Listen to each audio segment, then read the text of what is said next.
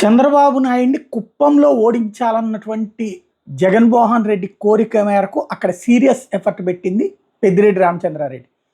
అక్కడ ఎంపీడీసీలు జెడ్పీటీసీలు గెలిపించడం కానీ, మున్సిపాలిటీ గెలిపించడం కానీ, ఓవరాల్గా బాబు గారి డామినేషన్, తెలుగుదేశం డామినేషన్ని మొట్టమొదటిసారి గత 30 ఏళ్లలో తగ్గించారు.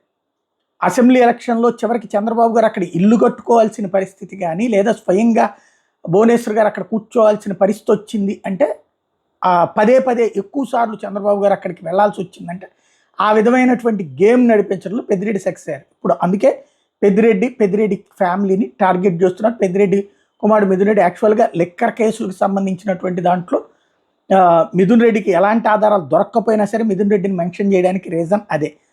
అందుకనే పెద్దిరెడ్డి ఆ పాయింటే మెన్షన్ చేస్తున్నారు. మా ఫ్యామిలీని చంద్రబాబు వేధిస్తున్నారు, చంద్రబాబు అధికారంలోకి వచ్చినప్పటి నుంచి మా ఫ్యామిలీ మీద తప్పుడు కేసులు పెట్టి వేధిస్తున్నారు అంటూ ఆరోపించారు. మిథున్ రెడ్డిని శనివారం సిట్ అధికారులు అరెస్ట్ చేసినటువంటి నేపథ్యంలో ఎలాంటి ప్రూఫ్ లేకుండా తప్పుడు కేసులు పెట్టారు అన్నటువంటి విషయాన్ని, నా కొడుకుని జైల్లో పెట్టారు అన్నటువంటి వాదనని ఆయన ఒకంత మొట్టమొదటిసారి పెద్దిరెడ్డి నిరాశగా నిస్పృహగా మాట్లాడినటువంటి సందర్భం స్పష్టంగా కనిపించింది అన్నమాట. రాష్ట్ర ప్రభుత్వం ఏ విధంగా పనిచేస్తా ఉందో, చంద్రబాబు నాయుడు వాళ్ళ కుమారుడు మరి పవన్ కళ్యాణ్ ఏ విధంగా కక్ష సాధనకు చర్యలకు ఎక్కువగా పాల్పడుతున్నారు.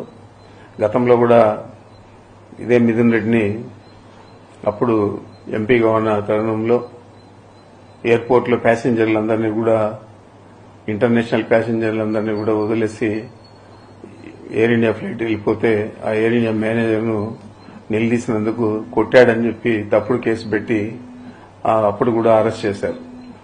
మరి అది తప్పుడు కేసు అని తేలిపోయింది. ఆ చెప్పిన సాక్షులందరూ కూడా మేము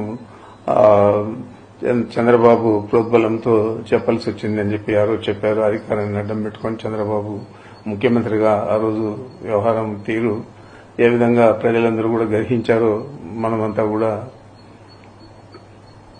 చూశాము.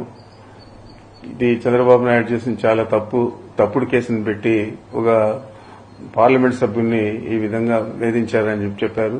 మరి ఇప్పుడు కూడా అతను అధికారంలోకి వచ్చినప్పటి నుంచి ఇప్పుడు దాకా అనేక కేసులు, ల్యాండ్లు అంటాడు, లేకపోతే ఈ తప్పుడు కేసులు అన్ని కూడా, మదనపల్లి ఫైల్స్ అంటాడు. ఆ ఫైల్స్ కు నాకు ఏం సంబంధం, ఇప్పటిదాకా సంబంధం లేదని చెప్పి ప్రతి ఒక్కరు కూడా చెప్పారు. ప్రభుత్వం కూడా ఏమీ తేల్చలేకపోయింది. మరి ఇలాంటి తప్పుడు కేసులన్నీ కూడా, అనేక రకాల కేసులన్నీ పెట్టి వేధించడం జరుగుతోంది. మరి అనేక రకాలుగా అనేక కేసులన్నీ కూడా మా మీద పెట్టడం జరుగుతోంది. ఇప్పుడు తారస్థాయికి చేరి ఈ లిక్కర్ స్కామ్ లో మా తనయుడంటే మిథున్ రెడ్డి గారి ప్రమేయం ఉందని చెప్పి ఆయన 3 సార్లు ఎంపీకి రాష్ట్ర ప్రభుత్వంలో ఏమైనా పాల్గొనేదానికి, పాలు పంచుకునేదానికి అవకాశం ఉందని అడుగుతాను. ఏదో జగన్మోహన్ రెడ్డి గారితో సఖ్యతగా ఉండాడని చెప్పి ఆ ఒక్క నెపం మీద అతని మీద ఫాల్స్ కేసు పెట్టి ఈరోజు మళ్ళా నిన్న సాయంత్రం అరెస్ట్ చేశారు. ఈరోజు జైలు కూడా పంపించే పరిస్థితి ఉంది. మరి మనం చూస్తా ఉన్నాం. ఇది కూడా చూడండి మీరు, తప్పకుండా ఇది కూడా తప్పుడు కేసుగా తేలుతుంది.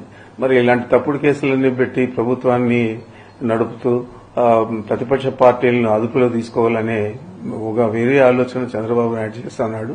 తప్పకుండా దీని పర్యవసానం వచ్చే ఎన్నికల్లో కాదు, ఆయన రాజకీయ జీవితం మీదే ఒక తీరని మచ్చగా ఏర్పడుతుంది అనేది అతను ఆలోచన చేయలేదు. మరి ఎవరైనా రాజకీయాల్లో అంటే మంచి పేరుతో రిటైర్ అయ్యి బాగా పనిచేశాడని అనిపించుకోవాలి. ఆ విధంగా కాకుండా కక్షపూరితంగా విద్రోహ చర్యలకు ప్రభుత్వమే పాల్పడితే ప్రజలు ఎవరికి చెప్పుకోగలుగుతారని చెప్పి నేను అడుగుతున్నాను. ఈరోజు మిథున్ రెడ్డిని అరెస్ట్ చేయడం అనేది, ఆయన ఎంపీనా లేకపోతే 3 సార్లు ఎంపీ, మళ్ళా లోక్సభలో ఒక పార్టీకి నాయకత్వం వహిస్తా ఉన్నాడు. ఇవన్నీ ఒక పక్కన పెడితే నా కుమారుడుగా నేను చెప్తున్నాను, ఇది కేవలం మా మీదున్న కక్ష, మా మీదున్న విద్వేషం, ఎన్నికల్లో మేము దీటుగా ఈ జిల్లాలో పనిచేస్తామని చెప్పి ఆలోచన, ఇవన్నీ కలిపి చంద్రబాబు నాయుడు చాలా తీవ్రమైన వ్యతిరేకతతో ఈ చర్యకు పాల్పడినాడు. దీనికి తప్పకుండా ఈ జిల్లా ప్రజలే కాదు రాష్ట్ర ప్రజలు కూడా జవాబు చెప్తారు సమయం వచ్చినప్పుడు. నేనైతే దీని మీద చింతించడం లేదు. ఏదైనా కూడా మేము తప్పు చేయలేదు కాబట్టి అరెస్ట్ చేసినా కూడా ఆయన కడిగిన ముత్యంగా మళ్ళా బయటకు వస్తాడు. రాబోయే ఎన్నికల్లో మీరు ఏ విధంగా ఈ అపవాదులన్నీ కూడా ఈ అపకీర్తిని మరి ఇట్లా అకృత్యాలను ఇట్లా దుర్మార్గాలను మీరు ప్రజలకు ఏ విధంగా జవాబు చెప్తారో అనేది మీరు ఆలోచించుకోవాలని చెప్పి చంద్రబాబుకు చెప్తా ఉన్నా. ఏదేమైనా కూడా వైఎస్ జగన్మోహన్ రెడ్డి గారి నాయకత్వంలో వైఎస్ఆర్ కాంగ్రెస్ పార్టీ స్థిరంగా ఉంది. చాలా పట్టుదలగా ఇప్పుడు ప్రజలందరూ కూడా ఈ పార్టీని గెలిపేయాలని ఆలోచన చేస్తా ఉన్నారు.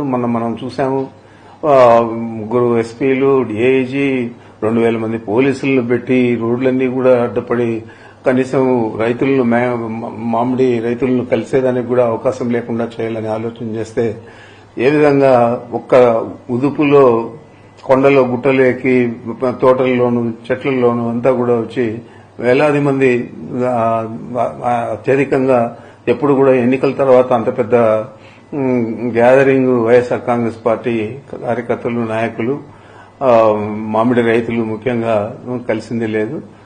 ఈ విధంగానే రాబోయే రోజుల్లో ఇంకా ఎక్కువగా వైఎస్ఆర్ కాంగ్రెస్ పార్టీ మీద అభిమానము, ప్రేమ జనాలలో పెరుగుతున్నాయి. కాబట్టి జగన్మోహన్ రెడ్డి గారు చెప్పినవన్నీ చేశాడు. మరి ఈయన చెప్పాడు 143 హామీలు, అదే 6 సూపర్ 6లు ఇవన్నీ కూడా చెప్పారు. మరి ఇవన్నీ ఏదైనా నెరవేర్చాడా అంటే అరకొరగా పెన్షన్లు ఇవ్వడం గాని, అదేవిధంగా ఆ రోజు 50 సంవత్సరాలకే ఈ పెన్షన్ వర్తింపజేస్తా అన్నాడు. ఇప్పుడు దాదాపు 5,000 నుంచి 6,000 పెన్షన్లు తీసేశారు. మరి అదేవిధంగా కొంతమందికి ఒక్కొక్క సిలిండర్ ఇచ్చి సర్ది పెట్టేశారు మొదటి సంవత్సరం. మరి ఈ సంవత్సరం ఏం చేస్తారో మనకు తెలియదు. అదేవిధంగా మొన్న తల్లికి వందనం అని చెప్పి ఇచ్చారు.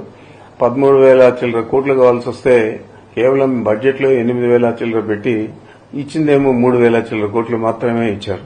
మరి ఇది ప్రజలందరూ కూడా చూస్తా ఉన్నారు, ఇచ్చిన హామీలు నెరవేరుస్తా ఉన్నారా లేదా అని.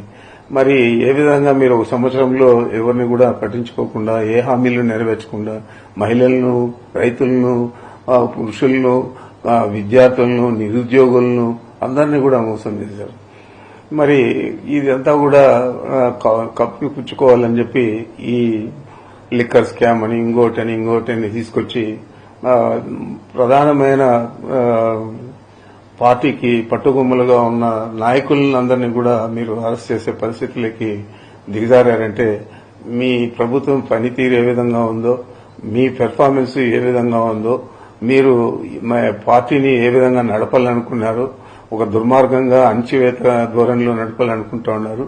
మనం చూసాము, చాలా మంది నియంతలంతా కూడా దేశాలు వదిలి పారిపోయిన పరిస్థితులు ఉన్నాయి. కొంతమంది అయితే స్వయంగా వారే సూసైడ్లు చేసుకున్న పరిస్థితులు కూడా ఉన్నాయి. మరి ఆ నియంతల కంటే మీరేం పెద్ద నియంతలు కాదు. మరి మీ పరిస్థితి ఏ విధంగా ఉంటుందో వచ్చే ఎన్నికల్లో చూద్దామని చెప్పి తెలియజేస్తాను.